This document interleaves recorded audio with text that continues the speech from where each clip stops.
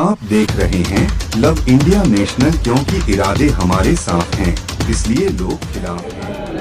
शनिवार को जामा मस्जिद चौराहे पर स्थित पब्लिक स्कूल में हुए कार्यक्रम में पसमानदा मुस्लिम समाज के राष्ट्रीय अध्यक्ष पूर्व मंत्री अनीस मंसूरी ने कहा कि हमने पिछले 16 वर्षों के लंबे संघर्ष के बाद देश व प्रदेश में पसमानदा मिशन को 85% पसमानदा मुसलमानों तक पहुंचाने का काम किया। अब तथाकथित संगठन और स्वयं नेता अपने आप को पसमानदा हितैषी बताकर मुसलमानों को गुमराह कर रहे हैं। लोकसभा चुनाव को देखते हुए ये लोग सक्रिय हुए हैं। उन्होंने कहा कि पसमानदा मुसलमान समाज आंदोलन बन गया है तो कुछ लोगों के पेट में दर्द हो रहा है। जब पसमानदा मुसलमान अपना हक पाने के करीब होते हैं तो पसमानदा दुश्मन सोच के लोग मजहब की दुहाई देकर आंदोलन को कमजोर करने का प्रयास करने लगे हैं। अनीस मंसूरी ने कहा कि पसमानदा मुसलमानों के बदहाली समाज में व्यापक भेदभावपूर्ण नीति और दुर्व्यवस्था के खिलाफ जंग लड़ रहे हैं। हमें खुशी है कि प्रधानमंत्री से लेकर सभी राजनीतिक पार्टियों और पूरे देश में इसकी चर्चा हो रही है। अब तक केंद्र और राज्य की सरकारों ने इनका शोषण किया है। सरकारों की अनदेखी के कारण इनके पुश्तैनी कारोबार समाप्त हो गए हैं।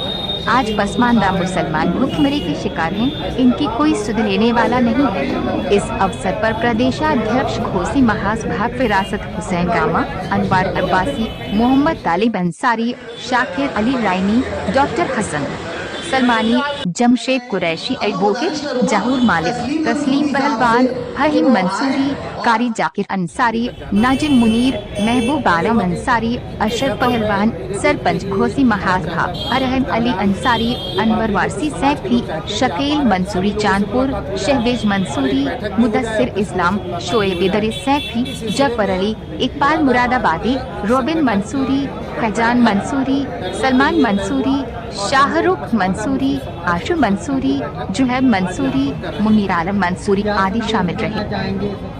और उन्होंने अब पहली बार 1 साल पहले लगभग 14 महीने का वक्फा गुजर गया और उन्होंने केवल पसमानदा के बदहाली पर चिंता जताई है, उसमें कोई काम नहीं किया है। नहीं तो अभी तो मैं पूछ रहा हूँ क्या स्टैंड रहेगा आपका? नहीं, मैं वही बता रहा हूँ कि ये सरकार पसमानदा मुसलमानों को कहीं इसराइल यात्रा के जरिए, कहीं सूफी यात्रा के जरिए जोड़ने का काम कर रही है, बेवकूफ़ बनाने का काम कर रही है। मैंने उनके नेताओं से ही कहा कि अगर सच में आपकी पसमानदा मुसलमानों के प्रति आपकी नीयत सही है, आप उनको देना चाहते हैं, आपने महसूस किया कि वंचित समाज है, देश की मुख्यधारा से कटा समाज है, अगर आप सच में उनके लिए इतने गंभीर हैं तो उनके लिए कार्य योजना बनाकर उनको लाभ पहुंचा दीजिए। पसमानदा मुस्लिम समाज आपके बारे में विचार कर सकता है, लेकिन उन्होंने ऐसा नहीं किया, बल्कि 23 रिमाइंडर माननीय सुप्रीम कोर्ट से केंद्र सरकार को आए हैं और कांग्रेसी सरकार ने एक भी रिमाइंडर का जवाब नहीं दिया था।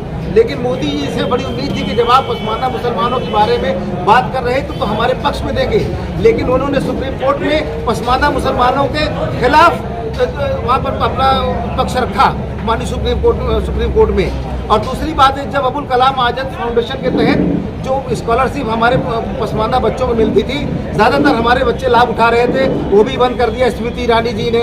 तमाम ऐसे मसाइल आए जो पसमानदा मुसलमान का नुकसान हुआ। अध्यक्ष जी, आप भी बात को घुमा रहे हैं, सीधा जवाब ये दीजिए कि क्या स्टैंड रहेगा मुस्लिम पसमानदा समाज का लोकसभा चुनाव में? देखिए, अभी तो हम लोग समाजवादी पार्टी में हैं, अच्छा, इंडिया गठबंधन में है, ठीक, और इंशाल्लाह इंडिया के गठबंधन में ही रहेंगे।